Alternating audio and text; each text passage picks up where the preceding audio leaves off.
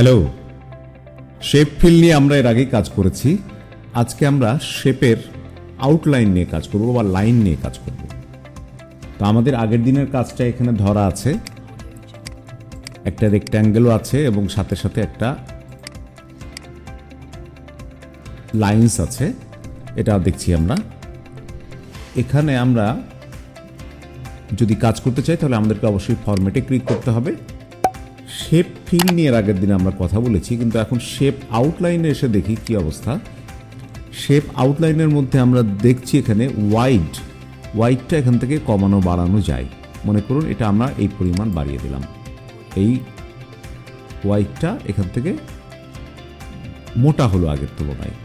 আবারও একটু আসি, ওয়াইডটাকে যদি মোর লাইন্সে আমরা যাই, মোর লাইন্সে গেলে এখানে আমাদের এই যে লাইন, এটা ফিল অ্যান্ড এটা হচ্ছে আমাদের ফিলের সাথে এখানে লাইন নিচের দিকে যেটা, এটা আমার লাইন আছে।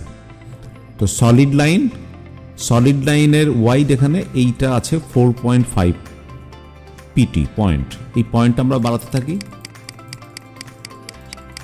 আমাদের পয়েন্টটা যখনই আমরা বাড়াতে থাকছি তখন হচ্ছে এর লাইন্সটা বেড়ে যাচ্ছে। আবার আমরা কমিয়ে আগের জায়গায় আনি, 4.5 বা তার একটু এরকম 3 পয়েন্ট থাকলো।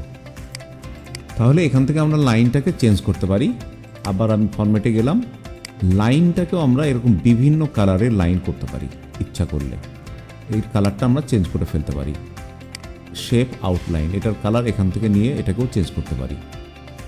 আমরা এখানে দেখেছিলাম যে ওয়াইড মোর আউটলাইন কালার এখানে অপশান দেখে আসছিলাম, তার মানে এখান থেকে আরও কিছু কালার আমরা এখান থেকে নিতে পারি। একটু মোটা করি আমরা, না হলে লাইনের বাইরের লাইনটা ঠিক বোঝা যায় না। এখন কিছুটা ক্লিয়ার হয়ে আসলো। এইখানে এই লাইনটাকেও আমরা ইচ্ছা করলে সব ধরনের অপশন এখানেও আছে, এখান থেকেও আমরা এই কাজগুলো করতে পারি। এছাড়া এই লাইনটার ক্ষেত্রে আমরা বলতে পারি যেটাকে আমরা ড্যাশ লাইন করব, এরকম ড্যাশ করব, ডট ডট ডট এরকম ড্যাশ। এটার ওয়াইডটাও আমাদেরকে একটু বাড়িয়ে আসি, একটু মোটা করে নিলাম, এখন আমাদের বুঝতে সুবিধা হচ্ছে।